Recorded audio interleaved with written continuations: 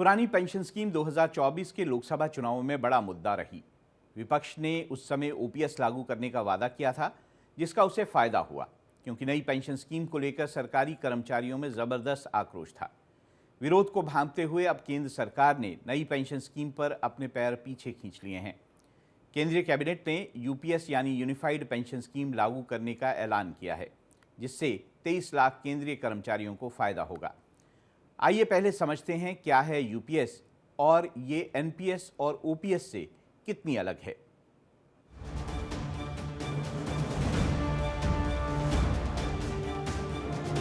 20 सालों की उनके संघर्ष का नतीजा है। हमें पुरानी पेंशन का एक अधिकार मिल गया और समझिए हम महिलाओं को सम्मान मिल गया। पूरे रेल में, पूरे सेंट्रल गवर्नमेंट पर सभी को खुशी का मौका।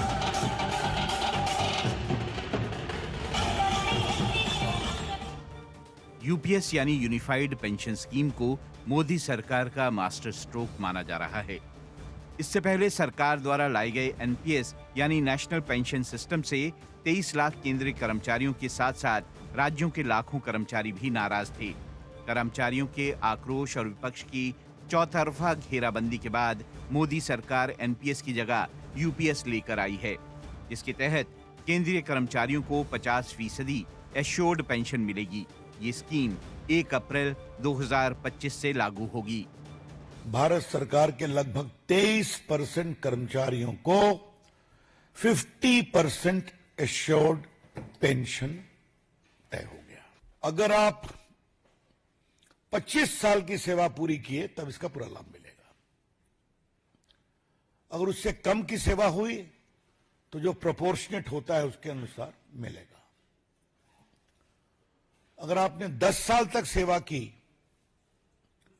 तो आपको एश्योर्ड 10,000 रुपीज पेंशन मिलेगा। प्रधानमंत्री नरेंद्र मोदी ने यूपीएस को कर्मचारियों की गरिमा और वित्तीय सुरक्षा सुनिश्चित करने वाला बताया है। उन्होंने एक्स पर लिखा है कि उन्हें देश के विकास के लिए कड़ी मेहनत करने वाले सभी सरकारी कर्मचारियों पर गर्व है। केंद्र सरकार की घोषणा के बाद महाराष्ट्र सरकार पहला राज्य बना है जहां यूपीएस लागू करने का ऐलान कर दिया गया है। उत्तर प्रदेश सरकार ने भी यूपीएस का स्वागत किया है। मुख्यमंत्री योगी आदित्यनाथ ने जल्द ही राज्य कर्मचारियों के लिए भी इसे लागू करने के संकेत दिए हैं। मोदी सरकार के ऐतिहासिक निर्णय को केंद्रीय कर्मचारियों ने भी अपनी बड़ी जीत बताया है। जब हमारे माननीय प्रधानमंत्री ने ये घोषित किया कि हम पुरानी पेंशन को लागू करेंगे, भले वो यूपीएस के नाम से ही है, हमें नाम से लेने देने से कोई मतलब नहीं।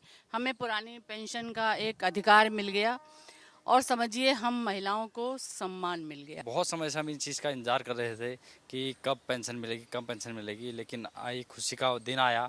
नरेंद्र मोदी जी ने खुद स्टाफ साइड एनसीजीएसएम के सेक्रेटरी उनको बुला के और इसमें घोषणा की। केंद्रीय कर्मचारी यूपीएस और राष्ट्रीय पेंशन योजना यानी एनपीएस के बीच चयन कर सकते हैं। आइए पहले समझते हैं यूपीएस क्या है और ये एनपीएस और ओपीएस से कितना अलग है। यूपीएस में केंद्रीय कर्मचारियों को एक फिक्स पेंशन मिलेगी, जो कर्मचारी की अंतिम 12 महीनों की एवरेज बेसिक सैलरी की 50% होगी। कर्मचारी को पेंशन के लिए कम से कम 25 साल सर्विस करनी होगी। जिनकी सर्विस अवधि कम है उनके लिए 10,000 रुपए प्रति माह की सुनिश्चित मिनिमम पेंशन का प्रावधान है। 10 साल से ज्यादा और 25 साल से कम सर्विस पर अनुपातित पेंशन मिलेगी। यूपीएस में पेंशन का बोझ कर्मचारी पर नहीं पड़ेगा। कर्मचारी की मौत से पहले जो पेंशन थी उसका 60% करीबी परिजन को मिलेगा। यूपीएस में महंगाई भत्ते के जैसे पैटर्न पर सुनिश्चित पेंशन, सुनिश्चित फैमिली पेंशन और सुनिश्चित मिनिमम पेंशन, इन तीनों पर इन्फ्लेशन इंडेक्सेशन लगेगा। यूपीएस में ग्रेच्युटी के अतिरिक्त एक मुश्त पेंशन का प्रावधान है। हर 6 महीने की सर्विस के लिए रिटायरमेंट की तारीख पर मंथली वेतन पे प्लस डीए का 1/10वां हिस्सा मिलेगा। फुल पेंशन के लिए जो क्वालिफाइंग सर्विस रहेगी वो रहेगी 25 इयर्स, यानी 25 वर्ष तक अगर किसी ने काम किया है, सेवा की है, तो उसको फुल पेंशन यानी जो ये अश्योर्ड पेंशन का अमाउंट है वो मिलेगा। 25 साल से अगर कम है लेकिन 10 साल से ज्यादा है तो उसमें प्रोपोर्शनेट पेंशन रहेगी, प्रो रेटा वो पेंशन का अमाउंट बनेगा। हालांकि अभी भी बड़ी संख्या में कर्मचारी पुरानी पेंशन स्कीम की ही मांग कर रहे हैं। आइए आपको दिखाते हैं कि पुरानी पेंशन स्कीम यानी ओपीएस में क्या प्रावधान है। कर्मचारियों को आखिरी सैलरी के आधार पर 50% मासिक पेंशन मिलती है। ओपीएस में जनरल प्रोविडेंट फंड यानी जीपीएफ का प्रावधान है। 20 लाख रुपए तक ग्रेच्युटी की रकम मिलती है। ओपीएस में पेमेंट सरकार की ट्रेजरी के माध्यम से होता है। रिटायर कर्मचारी की मृत्यु होने पर उसके परिजनों को पेंशन की राशि मिलती है। पेंशन के लिए कर्मचारी के वेतन से कोई पैसा नहीं कटता है। ओपीएस में 6 महीने बाद मिलने वाले डीए का प्रावधान है। अब जरा नई पेंशन स्कीम यानी एनपीएस के बारे में भी जान लीजिए। नेशनल पेंशन सिस्टम को 2004 में अटल बिहारी वाजपेयी सरकार लेकर आई थी। तब कांग्रेस समेत विपक्ष ने भी इसका समर्थन किया था, लेकिन धीरे धीरे इसका विरोध शुरू हो गया और बाद में ये बड़ा सियासी मुद्दा बन गया। एनपीएस के विरोध की वजह क्या है, आइए आपको बताते हैं। एनपीएस में कर्मचारियों से भी पेंशन में कंट्रीब्यूशन लिया जाता है। कर्मचारी की बेसिक सैलरी प्लस डीए का 10% हिस्सा कटता है। एनपीएस शेयर मार्केट पर बेस्ड है, इसलिए ये पूरी तरह से सुरक्षित नहीं है। इसमें टैक्स का भी प्रावधान है। एनपीएस में रिटायरमेंट पर पेंशन पाने के लिए एनपीएस फंड का 40% निवेश करना होता है। एनपीएस में रिटायरमेंट के बाद निश्चित पेंशन की गारंटी भी नहीं होती है। एनपीएस में 6 महीने बाद मिलने वाले डीए का भी प्रावधान नहीं है। प्रधानमंत्री जी ने बहुत ही सौहार्दपूर्ण वातावरण में बातचीत की। हम लोगों ने उनको धन्यवाद दिया कि उन्होंने संज्ञान लिया ये परेशानी जो थी नई पेंशन स्कीम को लेकर के, और इस पर जो फैसले भी हुए कैबिनेट ने जिसकी अप्रूवल दी है वो भी हमारे कर्मचारियों के बहुत ही पक्ष में आए हैं। मोदी सरकार के फैसले से देश के 23 लाख केंद्रीय कर्मचारी बहुत हद तक खुश हैं। हालांकि कुछ मुद्दों पर अभी भी राजनीति हो रही है, लेकिन हरियाणा, जम्मू कश्मीर, महाराष्ट्र और बिहार झारखंड चुनाव से पहले बीजेपी ने बड़ा दांव खेला है। हालांकि यूपीएस लागू होने से सरकारी खजाने पर हर साल करीब 6,250 करोड़ रुपए का अतिरिक्त बोझ पड़ेगा। केंद्र के बाद राज्य सरकारों पर भी यूपीएस लागू करने का दबाव होगा। हालांकि यूपीएस में कई ऐसी चीजें हैं जिसको लेकर विपक्ष इसे छलावा बता रहा है।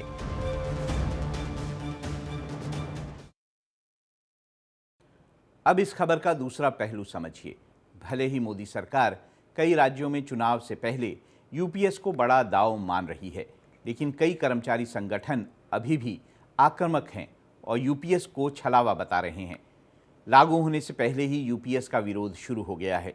कुछ कर्मचारी संगठनों और विपक्षी नेताओं का साफ कहना है कि ओपीएस से कम कुछ भी मंजूर नहीं होगा। आइए आपको बताते हैं कि यूनिफाइड पेंशन स्कीम पुरानी पेंशन योजना से कैसे अलग है।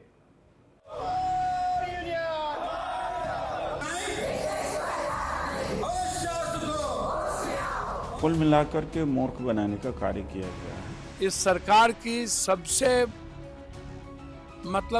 बकवास निर्णय, ये देश के कर्मचारियों के साथ एक बहुत बड़ा धोखा है।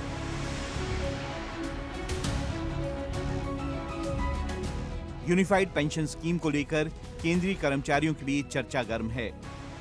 सभी इसकी तुलना पुरानी पेंशन स्कीम से कर रहे हैं और नफा नुकसान का आंकलन कर रहे हैं। दूसरी तरफ एश्योर्ड पेंशन के तोहफे को मोदी सरकार कई राज्यों में चुनावों से पहले बड़ा मास्टर स्ट्रोक मान रही है। बीजेपी को लगता है कि वो यूपीएस के जरिए विपक्ष की पेंशन वाली राजनीति की धार कुंद कर देगी, लेकिन हकीकत ये है कि कई कर्मचारी संगठन यूपीएस से खुश नहीं हैं और वो इसे छलावा बता रहे हैं। आइए पहले आपको बताते हैं कि यूपीएस किस तरह ओपीएस यानी पुरानी पेंशन स्कीम से अलग है।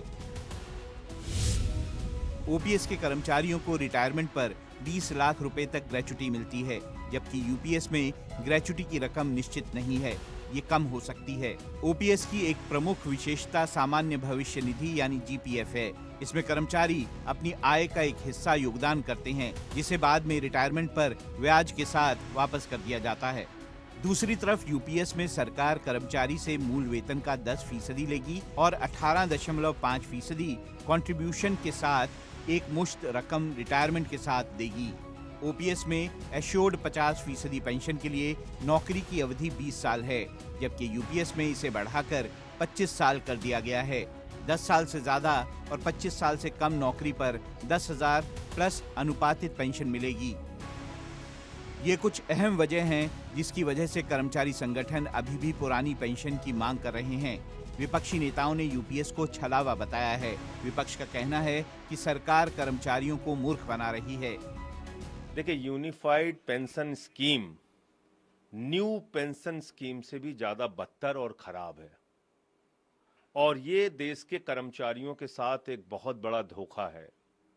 और इस पेंशन स्कीम से आपने देश के अर्धसैनिक बलों को निकालकर बाहर कर दिया। वो इस दायरे में नहीं आएंगे। देश के पैरामिलिट्री फोर्सेस इस दायरे में नहीं आएंगे, क्योंकि उनकी 25 साल की सर्विस होती ही नहीं। तो जब उनकी 25 साल की नौकरी होगी तभी आप यूनिफाइड पेंशन स्कीम का लाभ उनको देंगे, वरना 10,000 रुपए की पेंशन उनको मिलेगी। कितना काम करेगा, जितना काम करेगा। पुराना पेंशन कुछ और है। पुराने पेंशन पर न सवाल है भाई। कर्मचारी, अच्छा ये पुराने कर्मचारी से लेके सबका सवाल है। तो यूनिफाइड पेंशन तो समझिए कि इस सरकार की सबसे मतलब बकवास निर्णय है। यह कर्मचारी को मजदूर बनाने वाला निर्णय है। विपक्ष का कहना है कि एक मुश्त भुगतान के नाम पर सरकार कर्मचारियों का पैसा अभी भी अपने पास रख लेगी। दूसरी तरफ 50% एश्योर्ड पेंशन के लिए न्यूनतम सर्विस 25 साल कर दी गई है, जिससे बड़ी संख्या में कर्मचारी इस दायरे से बाहर हो जाएंगे। National movement for old pension scheme से जुड़े लोग यूपीएस से खुश नहीं हैं। संगठन के लोगों का कहना है कि हमारा आंदोलन पुरानी पेंशन योजना के लिए था। हमारी मांग मूल वेतन और महंगाई भत्ता को जोड़कर उसकी 50% पेंशन की है, जबकि यूपीएस में आखिर के 6 माह के मूल वेतन की 50% राशि पेंशन के रूप में मिलेगी। यूपीएस में सरकार योगदान का सारा पैसा ले लेगी, कर्मचारियों का 10% और खुद का 18.5% भी, जबकि कर्मचारियों की मांग है कि जीपीएफ की तरह ही पैसा वापस किया जाए।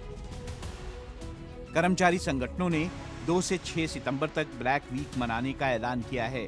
इस आंदोलन को कई सरकारी संगठनों और संघों का समर्थन मिल रहा है। National movement for old pension scheme से जुड़े लोगों का कहना है कि यूपीएस में ओपीएस जैसा कोई भी प्रावधान नहीं है, इसलिए सरकारी कर्मचारी अपना आंदोलन जारी रखेंगे।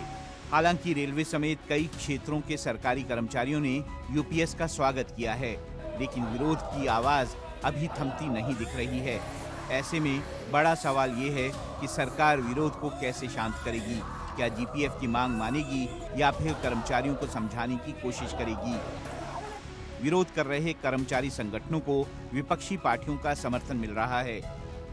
पहले के सिस्टम में न कर्मचारी का कटता था 10%, न उन्हें सरकार अपने तरफ से देती थी, तो 20 साल के रिटायरमेंट के बाद में पेंशन मिला करती थी।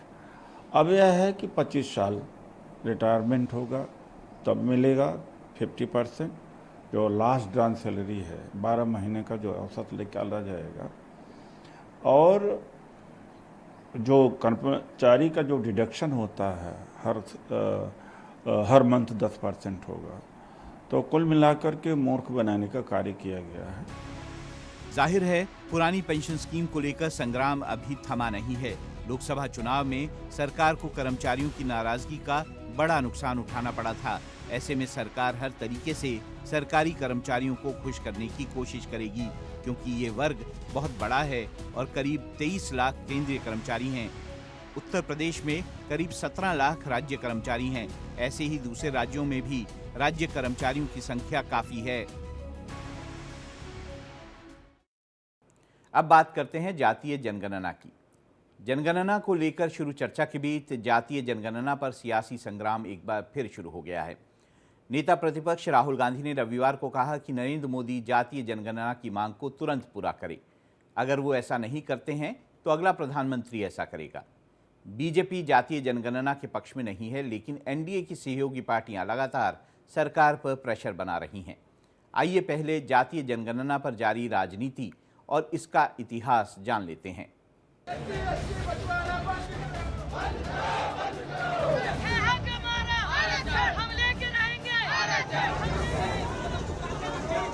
ओबीसी समाज को जो आरक्षण मिलता था वो उनसे छीन लिया।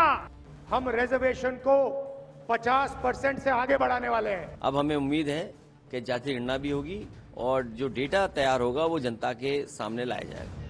जातीय जनगणना को लेकर देश में सियासत चरम पर है। कई राज्यों में विधानसभा चुनाव की सरगर्मी के बीच विपक्ष ने प्रेशर पॉलिटिक्स और ज्यादा तेज कर दी है। रविवार को नेता प्रतिपक्ष राहुल गांधी ने एक सर्वे को टैग करते हुए एक्स पर लिखा कि मोदी जी, अगर आप जातीय जनगणना को रोकने के बारे में सोच रहे हैं तो आप सपना देख रहे हैं। अब कोई ताकत इसे नहीं रोक सकती। भारत का आदेश आया है। जल्द ही 90% भारतीय जातीय जनगणना का समर्थन करेंगे और मांग करेंगे। राहुल गांधी ने लिखा कि अभी नरेंद्र मोदी जातीय जनगणना को लेकर आदेश जारी करें, नहीं तो वो अगले प्रधानमंत्री को ऐसा करते देखेंगे। राहुल गांधी ने कहा कि अब कोई भी शक्ति राष्ट्रव्यापी जातीय जनगणना को रोक नहीं सकती। राहुल गांधी ने यह भी लिखा कि कांग्रेस के लिए जातीय जनगणना नीति निर्माण का आधार है। नेता प्रतिपक्ष के इस पोस्ट के बाद सियासत और ज्यादा तेज हो गई। अखिलेश यादव ने राहुल गांधी का समर्थन किया है तो सुहेल देव भारतीय समाज पार्टी के अध्यक्ष ओपी राजभर ने पलटवार किया है। देखिए, जहां तक सिद्धांत और राजनीतिक रास्ते का सवाल है, हम सब वो लोग हैं जो पीडीए परिवार का सम्मान चाहते हैं और सम्मान मिले उन्हें, राजनीतिक तौर से भी, समाज में भी। इससे पहले भी जातीय गणना हुई थी, लेकिन डेटा उसका नहीं जनता के बीच में लाया गया था। अब हमें उम्मीद है कि जातीय गणना भी होगी और जो डेटा तैयार होगा वो जनता के सामने लाया जाएगा। जातिवार जनगणना का जब आख्या मांगी गई लोकसभा के अंदर जो बिल, तो उसको फाड़ा किसने था? राहुल गांधी जी ने फाड़ा था। भूल गए? 60 साल सरकार चलाए प्रदेश और देश में, तो उस समय सोए थे। सत्ता में रहने के बाद सत्ता के चश्मे से सूखी घास भी हरी दिखती है। इससे पहले भी राहुल गांधी ने प्रयागराज में संविधान सम्मान सम्मेलन में कहा था कि 90% लोग व्यवस्था से बाहर बैठे हुए हैं। उनके पास हुनर और ज्ञान है, लेकिन उनका इस व्यवस्था से कोई जुड़ाव नहीं है। इसलिए जातीय जनगणना जरूरी है ताकि समाज के सभी वर्गों की भागीदारी सुनिश्चित हो सके। हालांकि जेडीयू नेता और केंद्रीय मंत्री लल्लन सिंह ने राहुल गांधी पर करारा प्रहार किया है। बिहार में माननीय मुख्यमंत्री नीतीश कुमार जी ने जब जातीय गणना कराया और उस समय हम लोग INDIA में थे, 2 बैठक हुई मुंबई में, बेंगलुरु में। हम लोगों ने लगातार कहा कि इस पर जातीय जनगणना पर प्रस्ताव पारित करिए। उन्होंने नहीं किया, रिजेक्ट कर दिया इसको। सुश्री ममता बनर्जी के दबाव में अब आज घड़ियाली आंसू बहा रहे हैं। आज कह रहे हैं जातीय गणना होना चाहिए, जनगणना होना चाहिए। बीजेपी के लिए मुश्किल ये है कि उसकी सहयोगी पार्टियां जेडीयू और एलजेपी रामविलास भी जातीय जनगणना के समर्थक हैं। बिहार में जातीय सर्वेक्षण आरजेडी के साथ गठबंधन के दौरान नीतीश सरकार करा चुकी है। आइए आपको देश में जातीय सर्वेक्षण का पूरा इतिहास बताते हैं। बिहार से पहले भी कई राज्य जातिगत सर्वे करा चुके हैं। कर्नाटक ने कांग्रेस की अगुवाई वाली सिद्धरमैया सरकार ने सामाजिक और शैक्षिक सर्वेक्षण का आदेश दिया था। ये सर्वे ओबीसी के अनुपातिक आरक्षण पर निर्णय लेने के लिए आयोजित किया गया था। एच कंथाराज की अध्यक्षता में कर्नाटक राज्य पिछड़ा वर्ग आयोग ने ये सर्वे कराया। जून 2016 में ये रिपोर्ट पेश की जानी थी, लेकिन अभी तक रिपोर्ट सार्वजनिक नहीं की गई, जिसको लेकर बीजेपी कांग्रेस को घेर रही है। 2021 में तेलंगाना में पिछड़ा वर्ग राज्य आयोग ने पिछड़े वर्गों के बीच जाति संरचना के सर्वेक्षण का फैसला लिया था। हालांकि ये पूरा नहीं हो सका। ओडिशा ने भी हाल ही में पिछड़ी जाति समुदायों की शैक्षिक और सामाजिक स्थितियों को समझने के लिए 1 मई से अपना जाति आधारित सर्वेक्षण शुरू किया है। हालांकि राज्य सरकार का कहना है कि ये सिर्फ पिछड़ी जाति समुदायों के लिए आनुपातिक योजनाओं को सुनिश्चित करने के लिए आयोजित किया गया है। पिछले साल बिहार सरकार ने जातिगत सर्वेक्षण के आंकड़े सार्वजनिक किए थे। बिहार सरकार के आंकड़ों के मुताबिक राज्य में अत्यंत पिछड़ा वर्ग 36%, अन्य पिछड़ा वर्ग 27%, सबसे ज्यादा ओबीसी यादव 14.26%, ब्राह्मण 3.65%, राजपूत ठाकुर 3.45% और सबसे कम संख्या 0.60% कायस्थों की है। कुछ दिनों पहले जब अनुसूचित समाज में भी आरक्षण को लेकर मतभेद को पैदा करने का प्रयास किया गया था, सुप्रीम कोर्ट के द्वारा जिस तरीके से उसमें अलग अलग प्रावधान बनाए जाने की बात कही गई थी, उस पर भी मेरे प्रधानमंत्री ने स्पष्ट तौर से कहा था और ये कैबिनेट की मीटिंग में ही इस बात को कहा गया था कि आरक्षण को जिस तरीके से बाबा साहेब भीमराव अंबेडकर ने जो प्रावधान बनाए हैं, वही प्रावधान वैसे ही लागू रहेंगे। बिहार के सर्वेक्षण के आंकड़े सार्वजनिक होने के बाद सियासत शुरू हो गई है और राष्ट्रीय स्तर पर भी जातिगत जनगणना की मांग छिड़ गई है। लेकिन सवाल ये है कि जो कांग्रेस आज जातीय जनगणना का मुद्दा उठाए घूम रही है, उसने 50 साल सत्ता में रहते खुद क्यों जातिगत सर्वे नहीं कराया।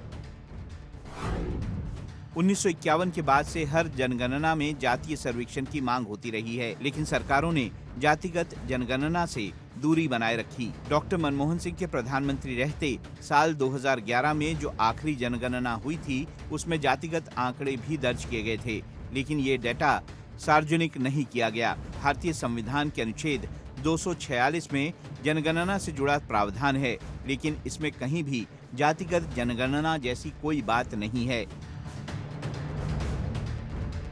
राष्ट्रीय पिछड़ा वर्ग आयोग ने सरकार से 2021 की जनगणना के साथ साथ ओबीसी की गणना के लिए जाति जनगणना कराने को कहा था, लेकिन केंद्र सरकार ने सुप्रीम कोर्ट में इसका विरोध किया था। अब इस खबर का दूसरा पहलू समझिए। जातीय जनगणना को लेकर भले ही आज विपक्षी पार्टियां मुखर हैं, लेकिन सच्चाई ये है कि कांग्रेस जब सत्ता में थी तो उसने भी जातिगत सर्वे से दूरी बनाए रखी।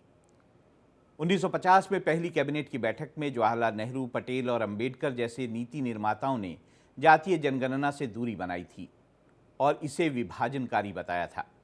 जातीय जनगणना अगर होती है तो आरक्षण को लेकर देश में संग्राम छिड़ जाएगा और समाज में दूरियां और ज़्यादा बढ़ेंगी। हाल ही में आरक्षण की आग में बांग्लादेश किस तरह से झुलसा है, ये हम सब देख चुके हैं।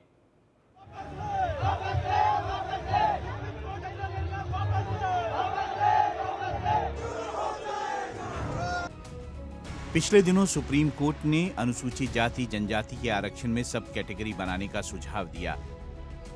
कोर्ट ने कहा कि एक ही जाति को 100% आरक्षण नहीं दिया जा सकता। राज्य सरकारें इसको लेकर कानून बना सकती हैं। कोर्ट की इस टिप्पणी के बाद पूरे देश में सियासी संग्राम छिड़ गया। शहर शहर दलित संगठन सड़कों पर उतर गए। कई विपक्षी पार्टियों ने भी भारत बंद का समर्थन किया और हालात को संभालने में पुलिस को कड़ी मशक्कत करनी पड़ी। ये हाल तब हुआ जब मोदी सरकार ने सुप्रीम कोर्ट के सुझाव को सिरे से खारिज कर दिया था और साफ कर दिया था कि सरकार बाबा साहब अम्बेडकर के संविधान के प्रति प्रतिबद्ध है। जाहिर है कि देश में जाति, धर्म और आरक्षण की राजनीति चरम पर है। कई क्षेत्रीय पार्टियों की नींव ही आरक्षण पर टिकी हुई है। अगर जातीय जनगणना हुई तो जातियों की संख्या के आधार पर आरक्षण की आग और तेज होगी और विभाजन की स्थिति बन जाएगी। मंडल आयोग की रिपोर्ट के बाद देश में किस कदर संग्राम छिड़ा था, ये हम सभी देख चुके हैं। सवाल ये है कि क्या जातीय जनगणना की मांग करके विपक्षी पार्टियां एक बार फिर देश को जातीय संग्राम की आग में झोंकना चाहती हैं, या फिर जातीय जनगणना का मुद्दा सिर्फ सत्ता की सीढ़ी चढ़ने के लिए है। कांग्रेस जातीय जनगणना की मांग पर अड़ी हुई है, लेकिन कर्नाटक में पार्टी खुद घिरी हुई है। सिद्धारमैया सरकार ने 2014 में सामाजिक और आर्थिक सर्वे के नाम पर कर्नाटक में जाति की गिनती कराई थी। पिछड़ी जाति आयोग ने रिपोर्ट सिद्धारमैया के पहले कार्यकाल में ही सौंप दी थी, लेकिन कर्नाटक में दोबारा कांग्रेस की सरकार आने के बाद भी इस रिपोर्ट को अभी तक सार्वजनिक नहीं किया गया। पिछले साल बिहार में जातिगत सर्वे से पता चला कि राज्य में ओबीसी की संख्या 60% से ज्यादा है। इस रिपोर्ट पर भी राहुल गांधी ने दिलचस्पी नहीं दिखाई। लेकिन लोकसभा चुनाव में मिली कामयाबी के बाद राहुल गांधी समेत पूरी कांग्रेस जातीय जनगणना का राग अलाप रही है। बीजेपी सवाल पूछ रही है कि कांग्रेस ने देश में 50 साल राज किया, तब जातीय जनगणना क्यों नहीं कराई। बीजेपी की सहयोगी पार्टियां भी जातीय जनगणना की मांग कर रही हैं, लेकिन ये मुश्किल डगर है। अगर जातीय जनगणना हुई तो जाति और धर्म को लेकर समाज में ज्यादा विभाजन होगा। जातियों की संख्या के आधार पर आरक्षण में हिस्सेदारी को लेकर सड़कों पर संग्राम होगा। अगर जातियों की संख्या के आधार पर आरक्षण लागू हुआ तो बवाल और बढ़ेगा। आरक्षण के खिलाफ जनरल कैटेगरी के लोग सड़कों पर उतरेंगे। जो युवा होनहार होंगे उन्हें मेरिट में आने के बाद भी नौकरी नहीं मिलेगी। आरक्षण के खिलाफ बांग्लादेश जैसा संग्राम देश में छिड़ सकता है।